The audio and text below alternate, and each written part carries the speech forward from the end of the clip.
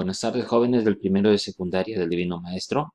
Los docentes del área de Ciencia y Tecnología hemos elaborado el siguiente documento denominado ¿Cómo son las relaciones en un ecosistema? Observa las imágenes y contesta las siguientes preguntas. ¿En qué imágenes se observan relaciones entre la misma especie? ¿Por qué? ¿En qué imágenes se observan relaciones diferentes entre especies? ¿Por qué?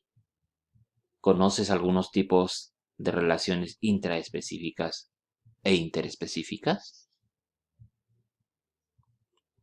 Resolvemos mentalmente estas preguntas y comenzamos con la clase. Relaciones bióticas. En la naturaleza los seres vivos no están aislados, sino que se relacionan unos con otros. Estas relaciones pueden ser intraespecíficas si se producen entre individuos de la misma especie o interespecíficas cuando se establece entre organismos de distintas especies. Entonces, las relaciones bióticas son relaciones que se dan entre seres vivos de la misma especie, denominadas intraespecíficas, o de diferentes especies, denominadas interespecíficas, y hoy día las vamos a ver. Relaciones intraespecíficas. La competencia intraespecífica. Los individuos de una población consumen los mismos recursos. Cuando estos son escasos, se refiere a los recursos, compiten entre ellos. Esta relación es de perjuicio mutuo, pues afecta su capacidad para sobrevivir y reproducirse. Por ejemplo, en el caso de los piqueros, estas aves marinas, ¿no? Que compiten por los peces. Entonces, algunas de ellas, ¿no es cierto?, podrán cazar peces y no dejar peces para las otras de su misma especie. Por lo tanto, están en una competencia entre individuos de la misma especie. Eso es competencia intraespecífica. Asociaciones familiares. Las asociaciones familiares son grupos de individuos emparentados, tienen parentesco entre sí, cuyo fin es la protección y procreación de sus crías. Por ejemplo, una familia de gorilas, ¿no? Entonces, en esa familia, ¿qué es lo que están haciendo? Se van a reproducir entre ellos y van a proteger a sus crías. Esas relaciones familiares pueden ser parentales, monógamas, vale decir, una pareja nada más y para toda su vida, ¿no? O pueden ser polígamas, por ejemplo, un macho y varias hembras, ¿no? Donde puede ser que en esa familia domine el padre, patriarcal, o puede ser un dominio de la madre, como en el caso de los elefantes, matriarcal, o filiar. Los dos, ¿no es cierto?, tienen el mismo grado de dominio. Asociaciones gregarias. Son grupos de individuos no necesariamente que estén emparentados, vale decir que pertenezcan a la misma familia, ¿no? Que viven juntos durante un periodo más o menos largo, con el fin de ayudarse mutuamente, ya sea en la defensa, en la búsqueda de alimento o de ir de un lugar hacia otro, migraciones.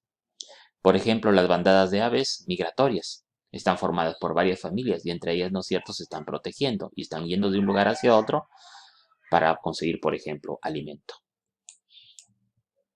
Asociaciones sociales. Son un conjunto de individuos jerarquizados, acá hay jerarquía, entre sí y con distribución de trabajo. Se distribuyen el trabajo entre los miembros de esa asociación social. Los individuos suelen presentar diferencias anatómicas y fisiológicas. Por ejemplo, tenemos a las abejas, las termitas y las hormigas se dividen en castas. Cada una tiene una función en la sociedad. Algunas cuidan los huevos y larvas, otras se encargan de alimentar a la reina y las más fuertes actúan como soldados, ¿no? Eso sucede en el caso de las abejas. Asociaciones coloniales. Son un conjunto de individuos de una misma especie que se agrupan para vivir, ya sea por la acción de algún factor abiótico, porque tal comportamiento los favorece, o por ambas cosas a la vez. Por ejemplo, en el caso de los hongos, bacterias, corales, tienden a formar colonias, ¿no? En el caso de los corales que nos encontramos, ¿no es cierto?, en mares tropicales. Entonces, esa temperatura, ¿no?, es el factor que va a ayudar a que estos de acá crezcan todos juntos formando una colonia. Relaciones entre especies diferentes, las relaciones interespecíficas. tenemos el mutualismo. Aquí ambas especies se benefician y consiguen distintas ventajas de la relación. Los individuos mutualistas crecen, sobreviven o se reproducen más cuando se hallan en presencia de individuos de la otra especie que participa en la interacción. Por ejemplo, las flores proveen el néctar a los picaflores, ¿no? Están beneficiando a los picaflores, pero estos también, ¿no es cierto?, al llevar el polen de una flor hacia otra, hace que se puedan reproducir fácilmente este tipo de planta a través de su flor. Entonces, ambas especies se están beneficiando, ¿no? No necesariamente este picaflor necesita de esa especie de planta, puede ser otra especie diferente. Y esta flor, ¿no es cierto?, de una especie de planta también puede ser polinizada por una abeja, ¿no? Entonces no es una condición necesaria, pero ambas se ayudan en este caso. Comensalismo. Una especie conocida como comensal se beneficia mientras la otra no obtiene beneficios, pero tampoco se perjudica. El beneficio del comensal puede ser la obtención de alimento, ya sea de protección o también de transporte. Por ejemplo, en el caso de las rémoras, que son un tipo de peces que se fijan al cuerpo de un tiburón, como se observa en el dibujo, se alimentan de los restos de comida que deja el tiburón, y este apenas nota su presencia. Por lo tanto, la rémora sale beneficiada con el alimento y el tiburón no sale ni beneficiado ni perjudicado. Eso es un comensalismo. Simbiosis. Existen casos en los que la relación entre especies es muy estrecha y a largo plazo. Ambas especies se conocen como simbiontes y no pueden desarrollarse sin la ayuda mutua que se prestan las dos especies. Vale decir, si una especie no está en el simbionte, la otra especie puede morir, ¿no? Y viceversa. Por ejemplo, un alga microscópica puede asociarse con un hongo, formando lo que es un líquen. El alga le da los nutrientes que elabora hacia el hongo y el hongo le da la protección. Si el alga no está, entonces el hongo no tendría alimento. Y si el hongo no está, entonces el alga no tendría protección y moriría. Por lo tanto, esa es una relación necesaria. Esa es una relación simbiótica llamada simbiosis. Competencia interespecífica. Distintas especies de una comunidad compiten por el mismo recurso, ya sea luz, alimento o espacio. Como consecuencia, las especies crecen más lentamente, dejan menos descendencia o corren mayor riesgo de morir. Por ejemplo, en la sabana africana, muchos animales compiten por el agua, especialmente en épocas donde el agua escasea o hay pocas lluvias, tienen que competir, ¿no es cierto?, muchos animales por el agua. Entonces, esa es una competencia interespecífica entre especies diferentes. Parasitismo.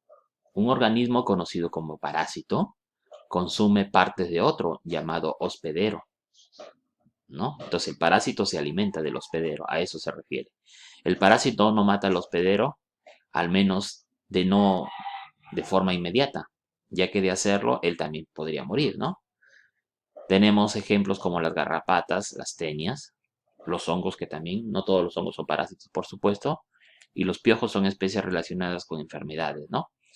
Además, tenemos los pulgones, que son parásitos que atacan a las plantas, como se ve en la foto. Entonces, el parásito sale beneficiado y la planta en este caso va a salir perjudicada. Y la condición, ¿no es cierto?, es que no lo mate al momento, sino gradualmente. La depredación es el consumo total o parcial de un organismo, conocido como presa, por otro organismo llamado depredador, en este caso. Solo el depredador se va a beneficiar, mientras que la presa sale perjudicada, ¿no? Y el perjuicio es al momento, ¿no? Por ejemplo, el león que se alimenta de una cebra. El león sale beneficiado, la cebra sale perjudicada, y eso, ¿no es cierto?, es al instante, a diferencia del parasitismo, que es gradual. Por ejemplo, los leones y los ñus, ¿no? Los leones son carnívoros, los ñus son herbívoros, por lo tanto los ñus serían su alimento de los leones. Amensalismo o antibiosis. Se constituye entre poblaciones en la cual una población es cohibida y la otra no resulta ni afectada ni beneficiada. Ejemplo, tenemos la penicilina de la población de un hongo llamado Penicillium, que inhibe la población de bacterias que la circulan, pero la población de bacterias no afectan a la población de hongos. A ver, En este dibujo tenemos una placa donde creció un hongo y tenemos a bacterias. Si nos podemos observar alrededor del crecimiento del hongo, no hay crecimiento de bacterias. ¿Por qué? Porque el hongo ha producido una sustancia química llamada la penicilina, que inhibe el crecimiento de la bacteria. Entonces la bacteria sale perjudicada y el hongo ni se beneficia ni se perjudica. Eso se llama amensalismo o antibiosis. Actividad. Elabora un cuadro comparativo en las relaciones bióticas, ya sean intraespecíficas e interespecíficas. Ticket de salida. ¿Qué es lo más importante que aprendiste en la clase de hoy? ¿Entendiste la clase de hoy? ¿Cómo lo sabes? ¿Qué preguntas tienes sobre la clase de hoy? Muchas gracias. Hasta otra próxima clase.